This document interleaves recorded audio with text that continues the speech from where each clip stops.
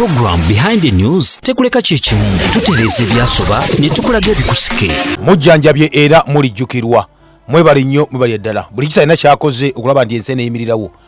buli kisalina kyakoze okulaba nti n'abantu babeera bulungi balya bulungi baka bulungi batambula bulungi mu mbeera zonna nga toli mutemu omukwawo munnaffe abatemu ennyo oluusi ebikono ababitegedde oluusi ntibabitegedde naye notegera nti oli mutemu aye nosigala nga munanga okyatta abantu otya ng'oyita mu nkola ezitwala obulamu enkola ezimu ku ezo mwe muli okufuuyira eddagala ly'obutwa ekyo mulina okuba mukimanya bulungi nnyo wamma weebale nnyo gwalina kyakoze okaba nti nno okkiriza obagaana obulamu obukwata nga bwa muwendo nnyo nnyini ddala nga totta abantu lw'amagoba lwa ssente olwokuba nti nogwakuba nti wekkusa wekka naye nga tomanyi kiki gyaba kiddirira mu maaso eyo omulungi ali Impact FM radio lwasa mayinja abaana bawumudde abasinga obungi naddala amasomero ga private akati weekend kasiteyingirawo abasinga mugamba nti no what kakubye abaana katubaligire ku nkoko bati baliwo bali bagimisinga naye enkoko kyogera okuba nti ogulira omwana gwe taata maama nagati n'enkoko erina okuba nti ogulira omwana erina kubanga enkoko nansi eyaffe gye twerundidde ekwere ku manyi g'obutonde si nkoko zino kiyo myezi 2 ng'ogirya weeks 3 ng'osala enkoko ekulidde ku ddagala lye bagikuba buli kaseera nga okuva nga baakakalwa bega tibapa the old chick nakubirawo eddagala paka ekakulira ddala bye birwaza abaana n'omutwala oba mwana okumuzza ng'afunye obulwadde botasobola kuba nti munanga ojjanjaba paka lwafa nobera nga obudde bwonna osiba mu ddwaliro tomanyi lwaki omwana we alwala naye tomanyi biki byalya bali obukiyokiyo obeeramu eddagala eriri ne resistant ku ddagala babakuba omwana nga wafuna omusujja kiva mu bajjanjaba ne batawona kubanga odde aba yamanyira ebidagala mubiri gwe nga birwanyisa lino eddagala erina lwanyisa omusujja wamma bali nnyo kasobola nga okitegedde nga gwe abaana olwokuba nti obagulira ku nkoko obagulira nkoko nansi abazirunda mwenna bane mwebale nnyo mwebali eddala mwembezaamu obulamu bw'ensi eno ensi eno ebenyumirizaamu nnyo Rogers Makafrika omwagizi wa Museveni ateekeko enansa naawe nti ye azirundira ddala mikwano gyange abali wali ebwayise nabo balunda mba weebale nnyo mukama katonda akibabalire balina gurupu yaabwe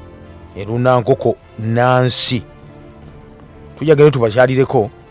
ate olwaki nedda baŋŋamba bajja ne baŋŋamba tujja kuba kyayako ama mwebale nnyo mwebale eddala okuba nti kino mukikwasaganya bulungi nnyo bwe mutyo bwayise Poultry Farmers Sako Mr. Goroba Gilbert ne Mr. Bongole Abdalla ne timu yonna mwebale nnyo mwebale eddala akale obudde buno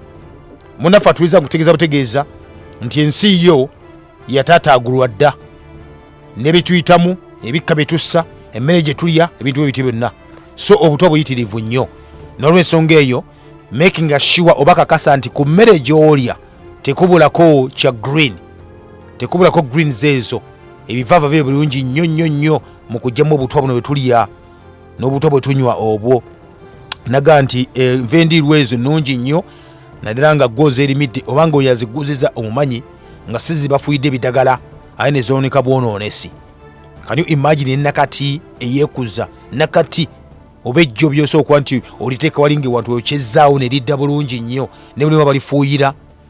tulya nakati kati ng'alinga ng'agondagonda bugonzi bwati agakola gagejja ne gabanga ekikola kyegundi kyekiriyo noga kikyo kigenda okuba ntulya nakati nga nakyakaawa kibi nnyo nnyini ddala amma gwe kasobera ng'otegedde ekintu kino weebale nnyo bali eddala namwe abalima greens ewaka mwebale nnyo ne mwezifiira mufuuyiza eddagala lyemwekoledde eddagala eritali limugula mukotwale wali mukotenda vegi obutwa obwereere n'olifuuyira n'ogenda n'obirya wamma webale nnyo kasobera nga okikola mu mbeera bwetyo nkutegeeza bulijjo nti ensi bwe tutambulira gavumenti nno obulamu butambulira ku mazzi kuba gatuyambako okugyamu obutwa mibiri gyaffe n'olw'ensonga eyo munywe ku mazzi amazzi bwe bulamu ne mazzi kigo okuba nti onywa muganda ng'atuuliriza naga nti olina okunywa amazzi agamanyiddwa nga minuwota minu kyegonywa so no wemmikebe gwe munywa gwe mugula mu supermarket nedda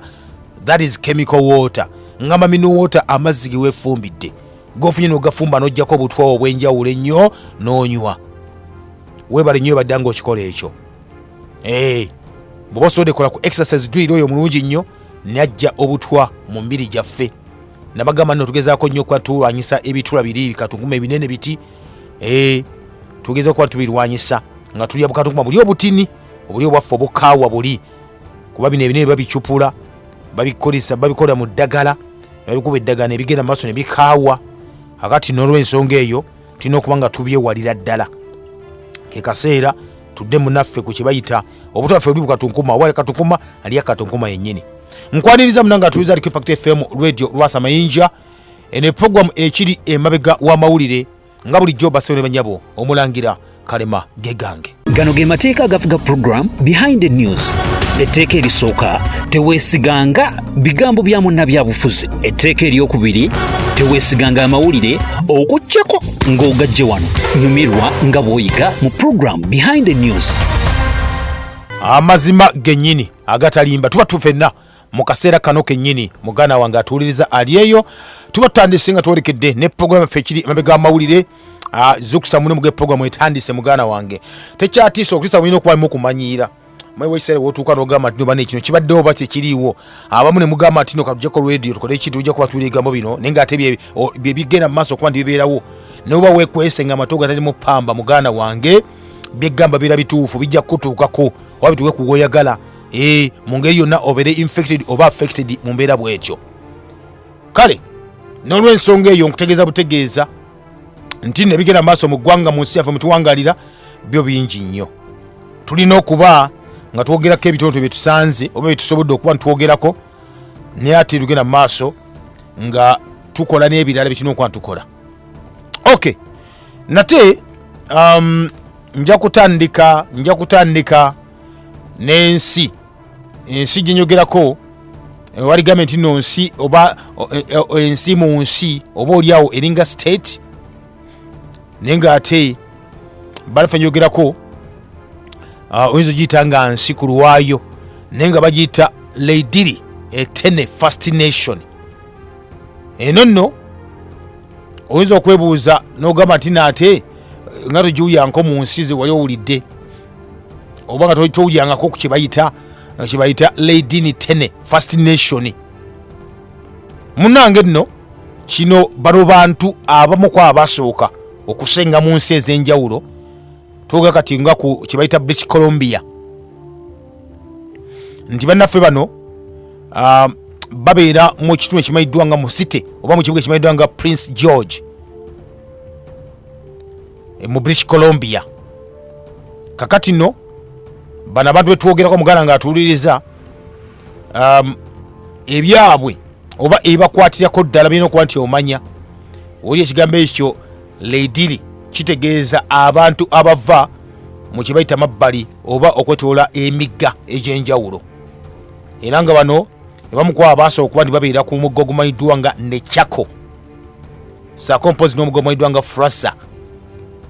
zitetuliza bwe babeeraawo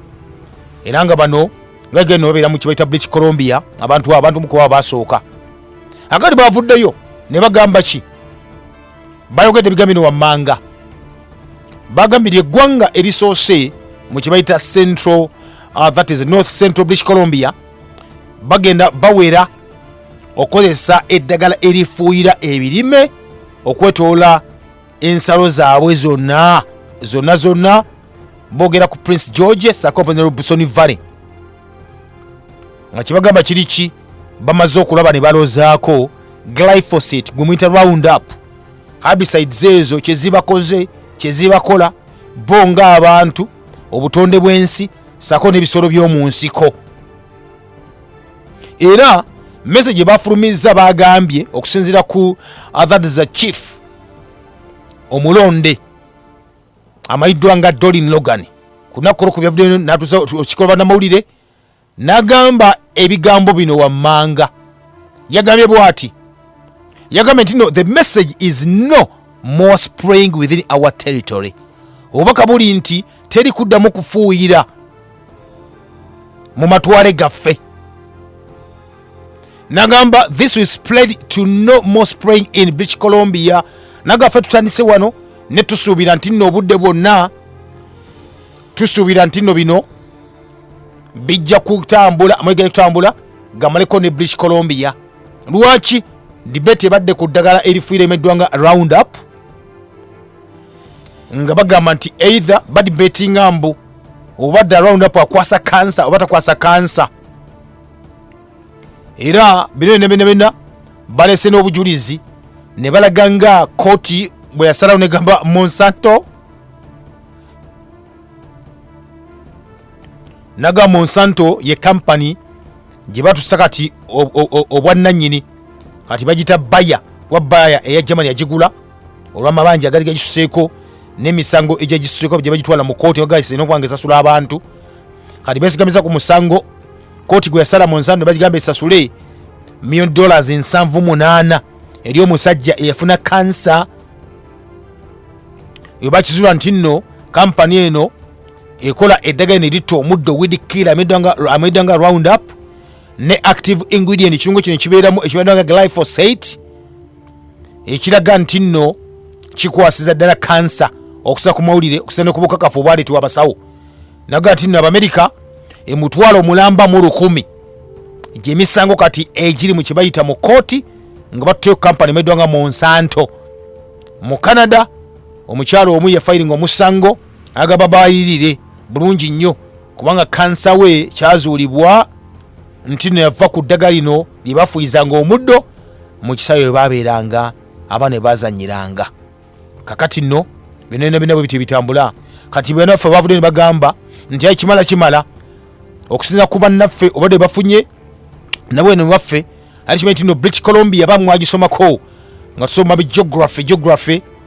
twasomanga geography British Columbia nga balimi nga bokiwulira naye ekibewunyisa okuva ebbanga lye bamaze balima kakati akaseera kano kennyini balanze okuba ndi bakifo bakizza munda. Abalimi badde bafuuyira bakozesa Roundup bakozesa eddagala eddala erimu glyphosate kino ekirungo bagenza okizuula nga obulwadde bwa kansa bubamalawo bumazi mu tawuni eno mayiddwa nga eya Prince George kwe kusala ne bagamba nti abalangirire okulangira kwe nyinyini nti nno kakati tebakyaddamu kuba nti bafuuyira mu territory yabwe yonna okukwata nga ofuuyira munnange territory neweza square kilometers meka emitwalo 4,100 square kilometers territory nemayiddwa nga eya Lady Tene First Nation munnanga atuliriza abantu bano bakasangwawo bwe batyo bavudde ne bagamba nti ekimala. British Columbia eyina ebibira eyina kibayita ettaka badde nga bafuuyira eddagala lino nga bayitana mu nnyonyi nga bafuuyira bone batama ne bagenda ebiwuka ne bifa nasooka ndi balima ne bakungula naye ate mu kkungula ekibadde kivaamu bano kuba nti bafa bufi nga bafaaki obulwadde bwe twogerako mayiddwa nga obwa kookolo oba kansa bagenza okuba nti munange bafuna warning oba okulabulwa okuva mu basawo nga amazima genyini bagayika bataaseeko abasigadde naye nga ate abalwadde bakyali bayitirivu nnyo nga bw'okiwulira. Omungi atuwuliriza saale kwogera ku ekyo nyali kuwa mawulire agenda mu maaso okuba ndi gatambula wano wali tubadde tuli awo mu ggwanga lya Uganda ulira naggano tubyogera bino nga abamu ne babibuusa amaaso abakugu experts warn bawoninze batya mbu stakeholders monitor yakubye eggulire ngenda kusomeza 24 omwezi gwali guno gwenyine gwa November ennaku 4 emabega nga bagamba nti nno stakeholders call for ban on hazardous pesticides. Okiwulira bagamba abakugu bavuddeyo nate ne bagamba nti bawalabudde bannayuganda kibayita fresh alarm over continued use of highly hazardous pesticides in Uganda. Ne bagamba nti bazzemu ne baba bannayuganda olw'obulabe obupya wulira obulabe mbu obupya obwolekedde bannayuganda olw'okweyongera okukozesa eddagala eno erifuyira ne litta ebiwuka mu nnimiro ku birime. Ne bagamba nti nno they pose grave risks to human health, environment and livelihoods of smallholder farmers. Naga nti eddagala lino byafuuyira bannaffe mubeeraliikirivu nnyo nnyini ddala abakugu bavuddeyo. Naga nti nno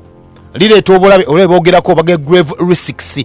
obulabe buli obutwale ne mu ntaana eri abantu eri obutonde bw'ensi n'eri abalimi bano abatandikirwako. biki bogereko muganda ngatuliza binyogera kusibya mu ggwanga liri erije nyogereko British Columbia nedda tuli mu ggwanga lyaffe eya Uganda bagamba batya bagamba nti nno basaba gavumenti bafukamire ku mavivi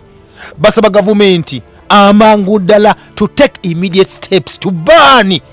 their importation and saturation mubagamba gavumenti bafukamire ku mavivi basaba gavumenti ewere eddagala nelifuyira okulingiza mu ggwanga Uganda n'okulitunda odibunyisa mu nsi yattu Uganda. Muganda wange wanji bagambye eki abakugu ulira kye baliko begasa ku Impact FM ne ku Behind the News ekiri bega mawulire boni bafukamira wansi ne baga government tuyambe uliriza baga nti nno bamachizula nti nno eddagala lino have been linked to cancer, reproductive disorder, endocrine disruption and DNA mutations.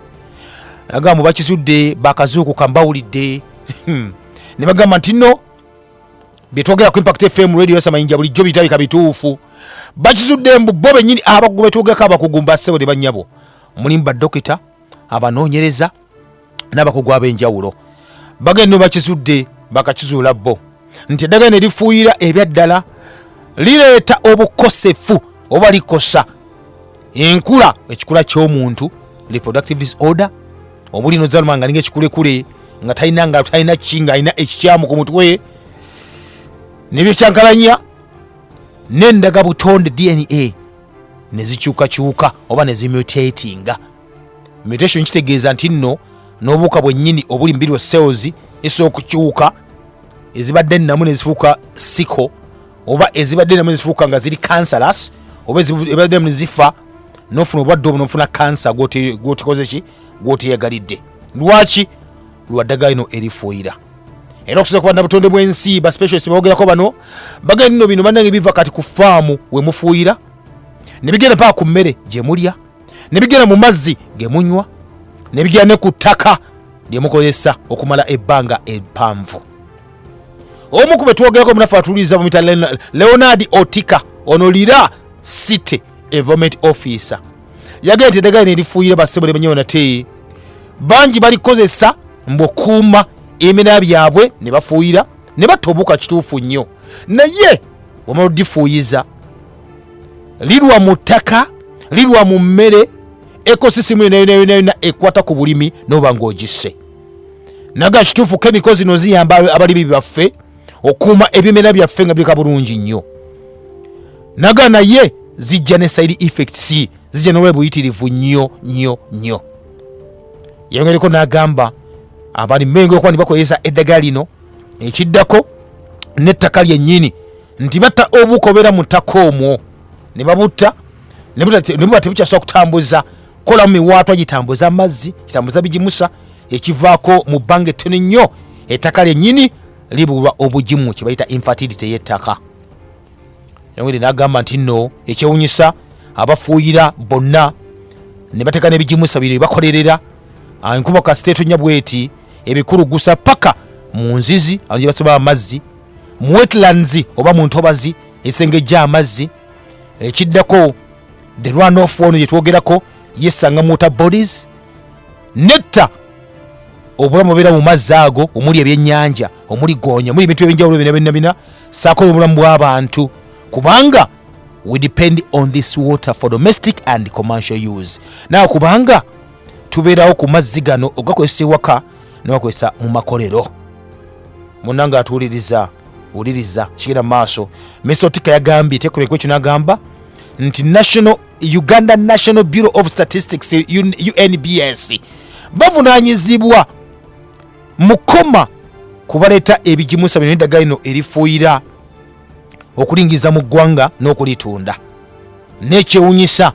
abalimi ng'ab'ennyaanya ab'emboga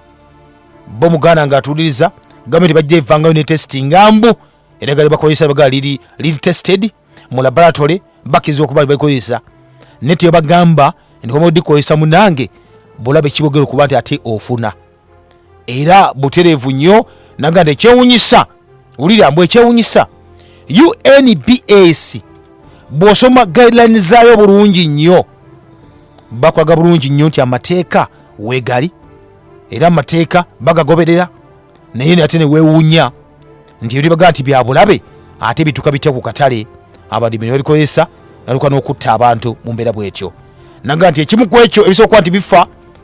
mu kitundu kyaffe kino ekyalira musajja we yagambye nti nno ekisooka earthworms kyeki? Earthworm oyinza okuba nti olyawoga nti nno kyalibadde ki naye ensiriŋŋanyi we ziba ziyita mu ttaka zikolamu ebituli ebyo biyamba ettaka okuba nti lissa. Naga nti earthworms ezo sako ne termites enkuyege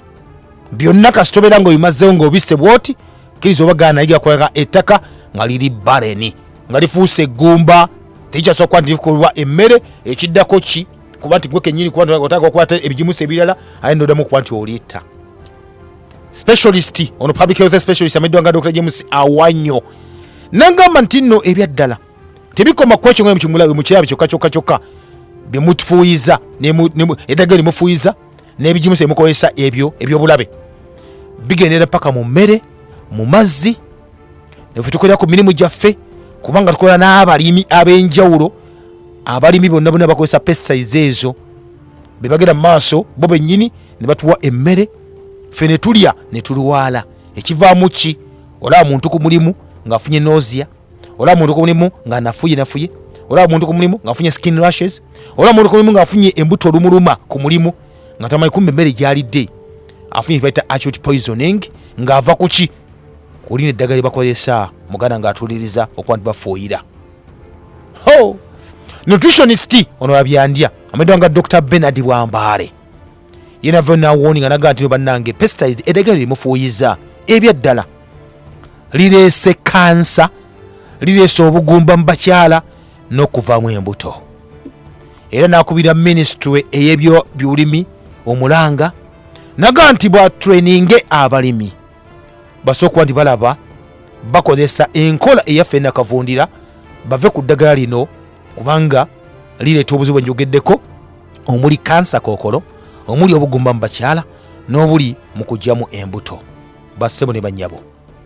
Impact FM kwoli program ekiri emabega w'amawulire. Program Behind the News tekuleka kyekimu tutereeza ebyasoba ne tukulaga ebikusike. Program ekiri emabega w'amawulire muganda nga tuliza kyagenda maaso akati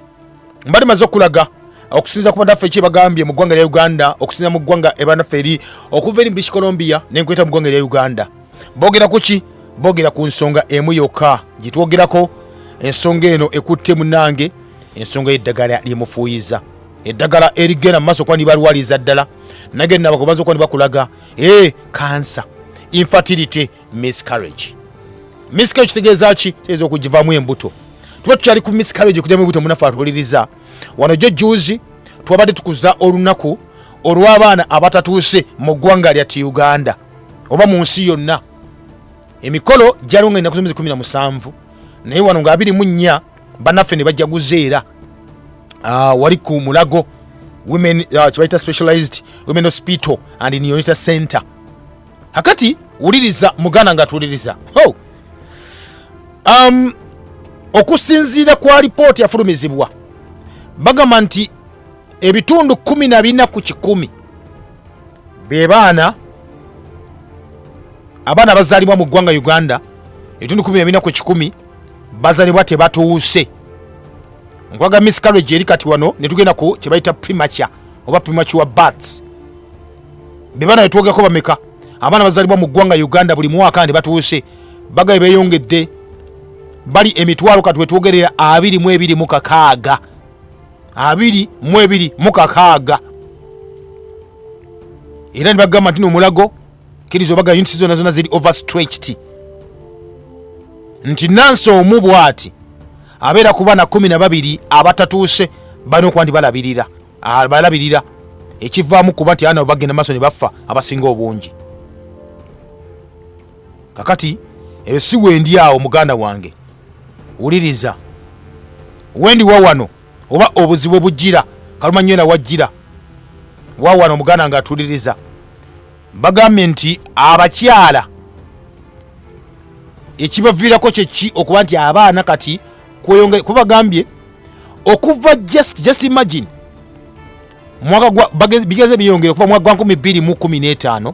abaana bali bazalibwa nti batuuse bali just 2678 ne bajja ne beyongera 2019 naluka mutwalo gumu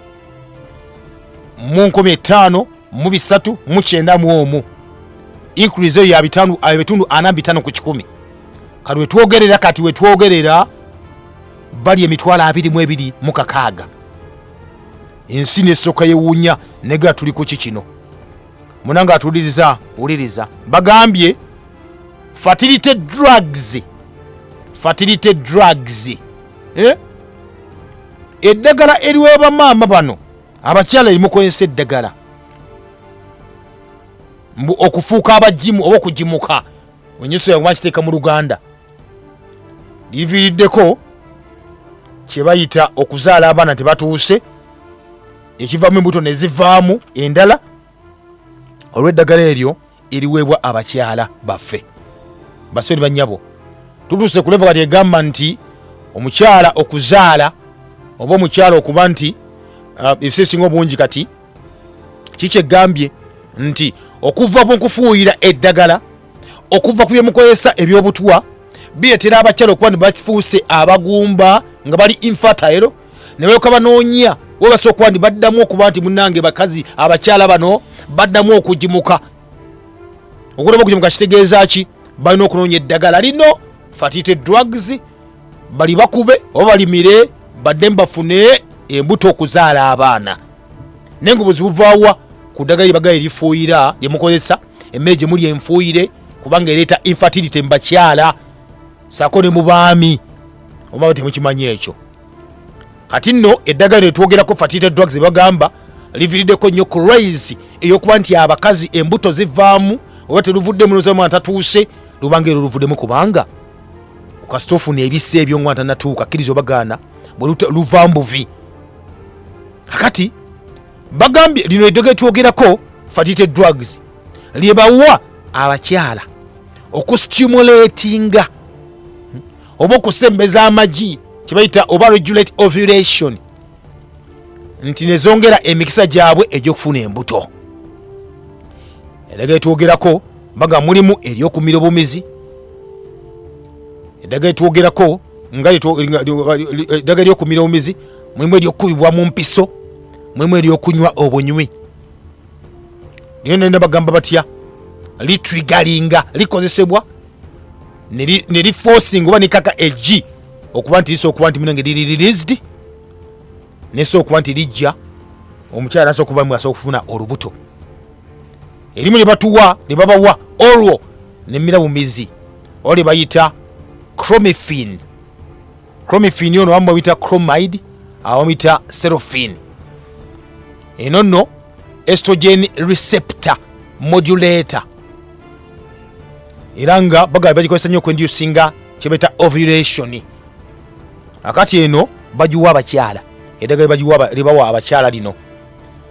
naye okuba nti balwanyisa kibaita obugumba buli obuva kuki ku biri byemulya nemwemubeera nebyemukozesa nga abakyala ekisooka bwomwakuba nti olimize eddagala eryo balikuwadde abasawo bagamba batya nti lirireeta ebbugu mu mubiri ofuna nabbuguma hot flashes nabbuguma mu mubiri ekivaamu kibuto kuvaamu oba omwana kumuza tanatuuka ekyokubiri bwolimira liya kibaita abnomic oba pelvic pain ofuna obulumi mu lubuto nowulya nga gundi nga kibaita obulumi mundira olwaki discomfort due to ovarian enlargement lizimbye enseke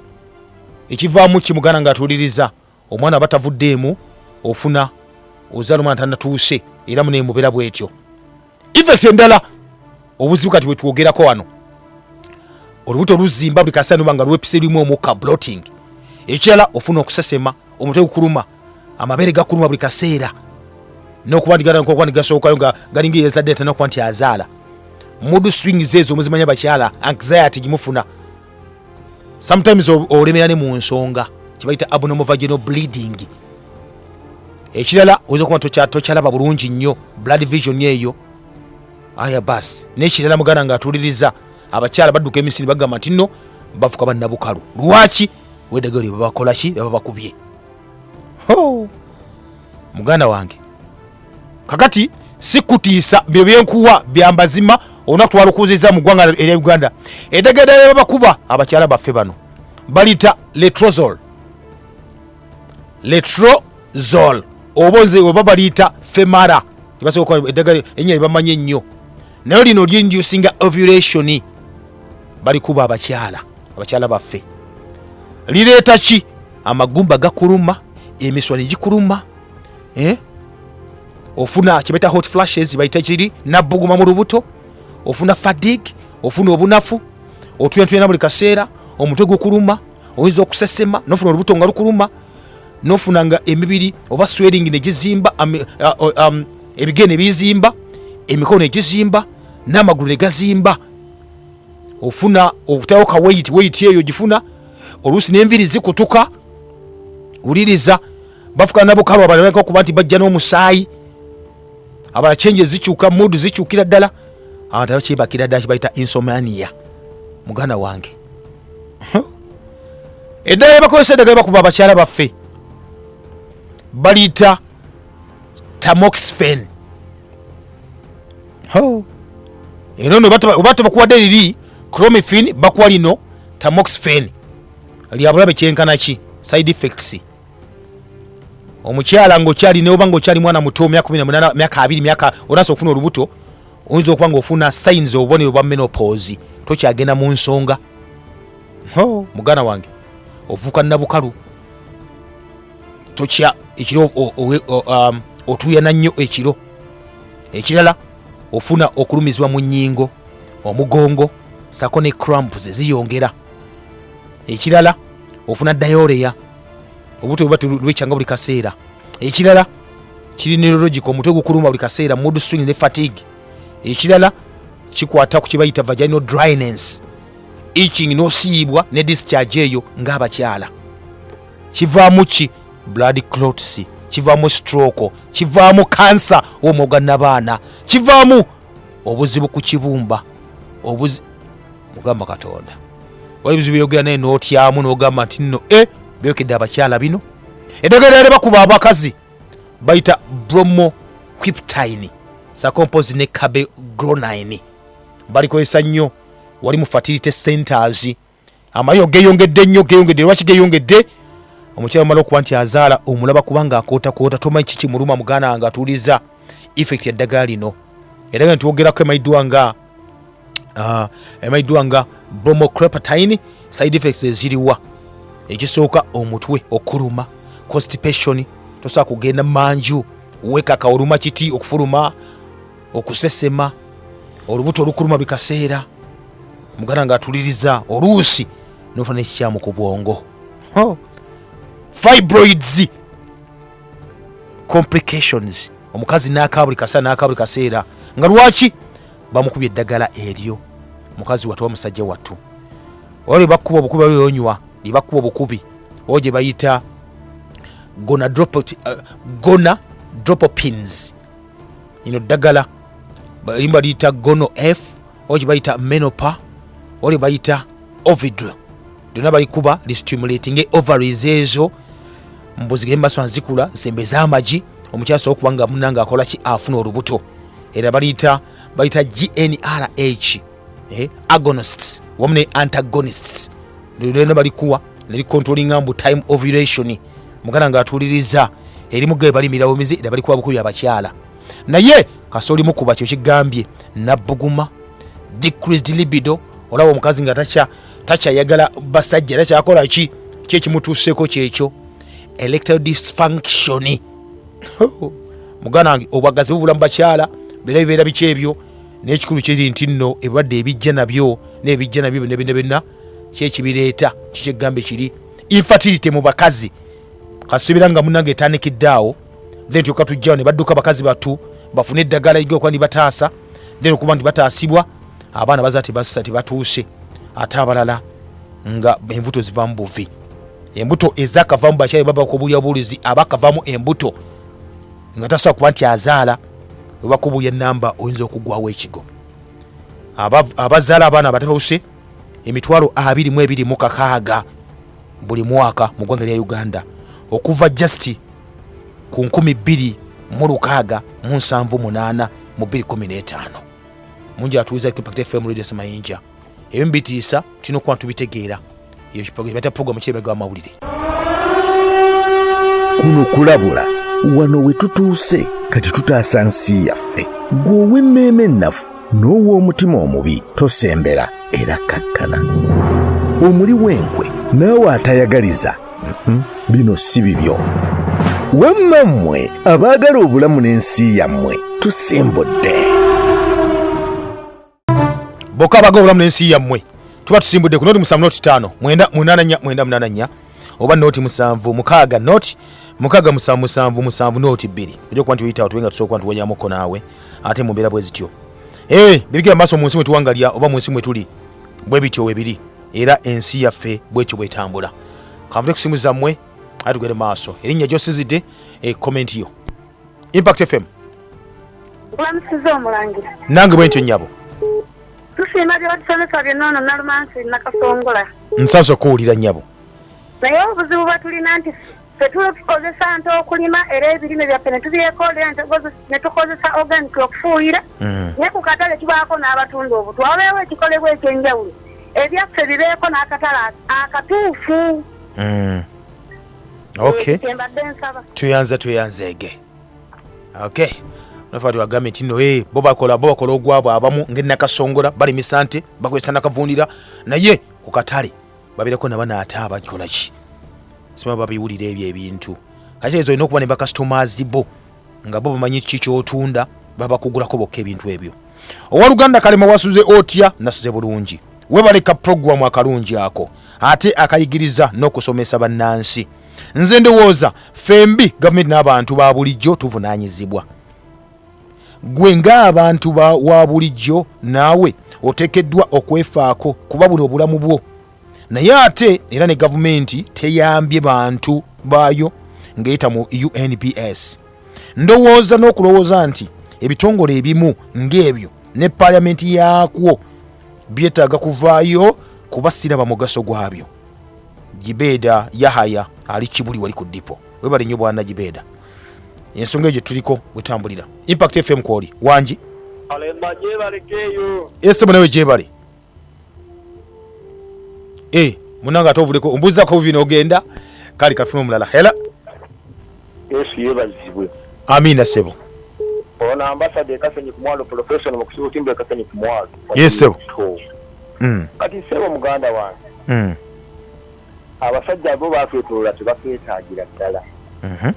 Ate tulina embuzi z'abakazi be tulina e Uganda bettanira ebintu by'abazungu ne bagamba ndowooza bafunamu.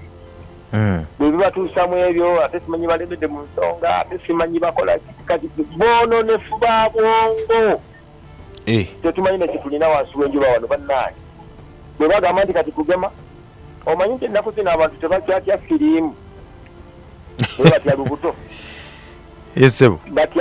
Batya lubuto. Naye firiimu tebamukola ki? Tebamutya.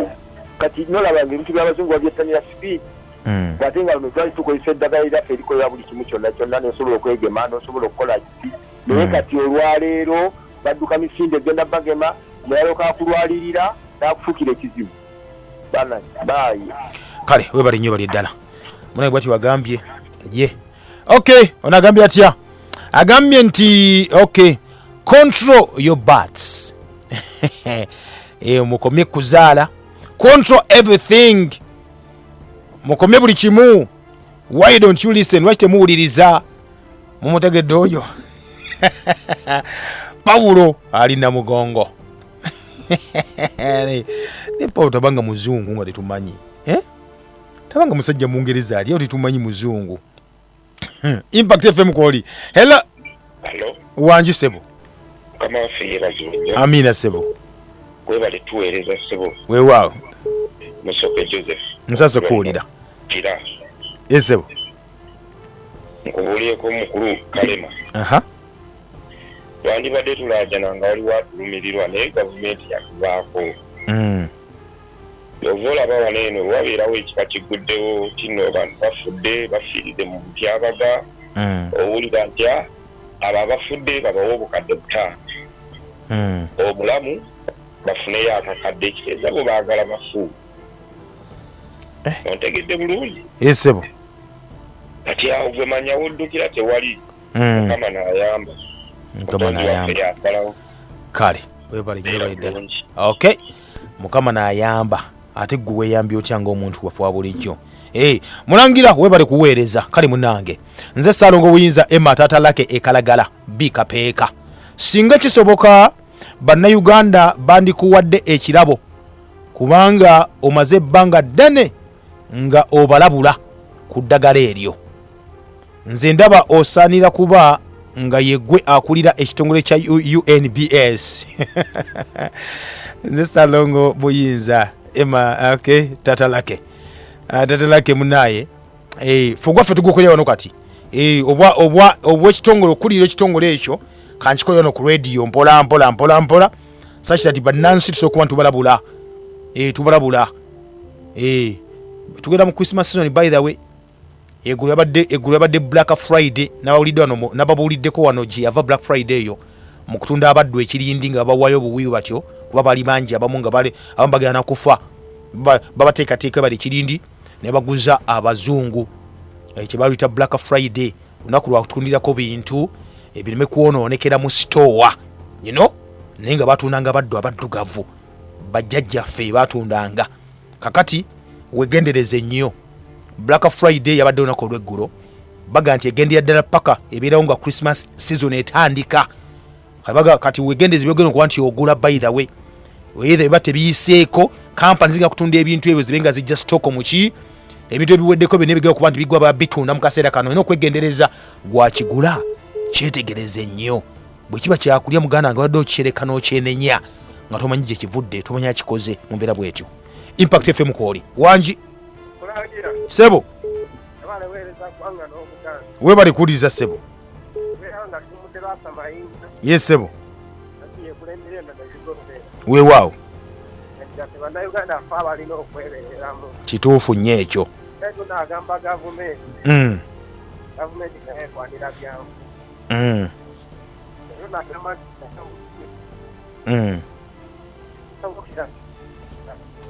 yes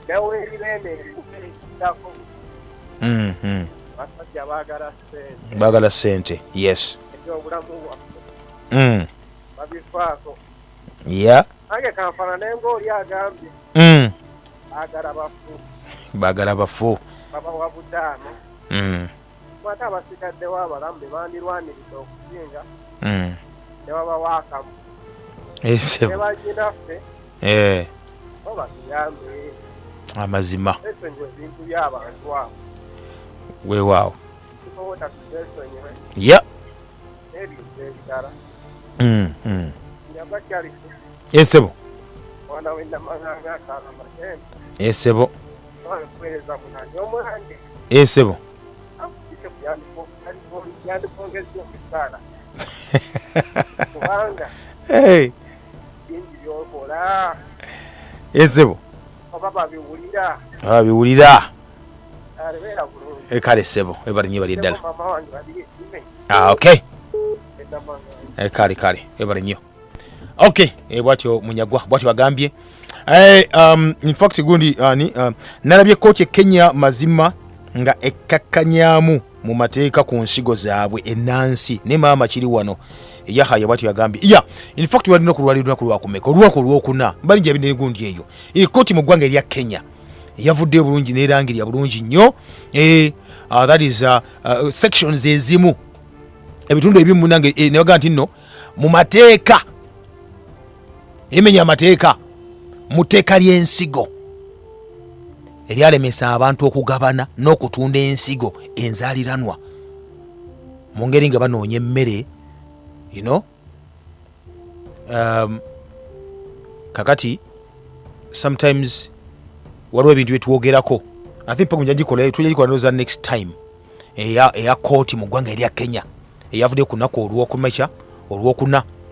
nerangira kimenya mateeka nnyo okuziyiza abalimi okugaba n'ensigo ennansi munanga atuuliriza kubanga jjukira mu ggwanga erya Kenya ensi ezimu ku ezo by the way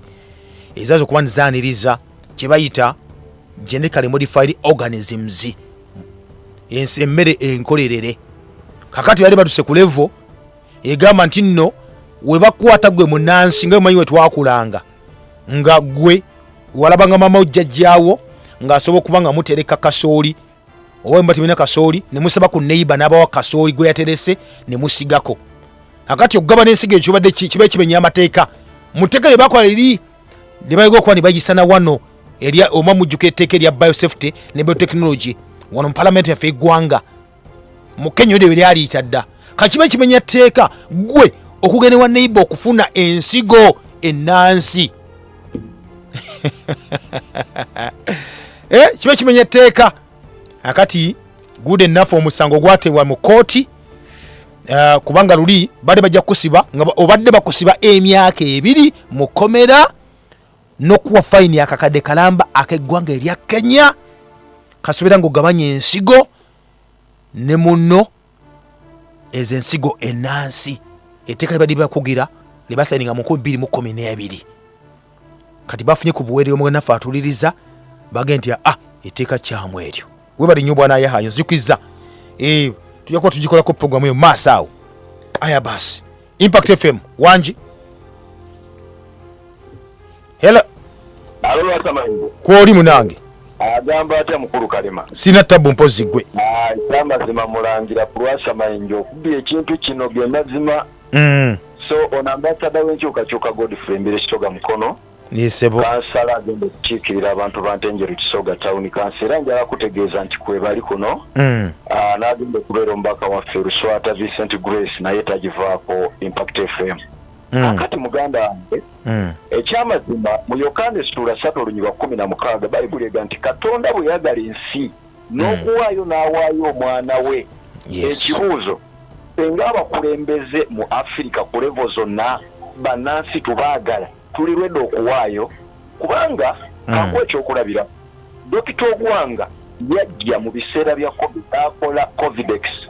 era n'alaga obusobozi nti ayina kyasobola okukola okujjanjaba bannayuganda ng'abajjanjabisa abo genda ku basajja nga Dr. Senjobe ku Impact okwo tumuwulidde ekiseera n'abakugu abalala bangi ekibuuzo kiki ekitulemesa ng'abakulembeze ba Afirika okwegagambulako abeeru n'okubalaga nti independence gye twafuna mu 1962 nga Uganda n'amawanga amalala ekiseera twetengere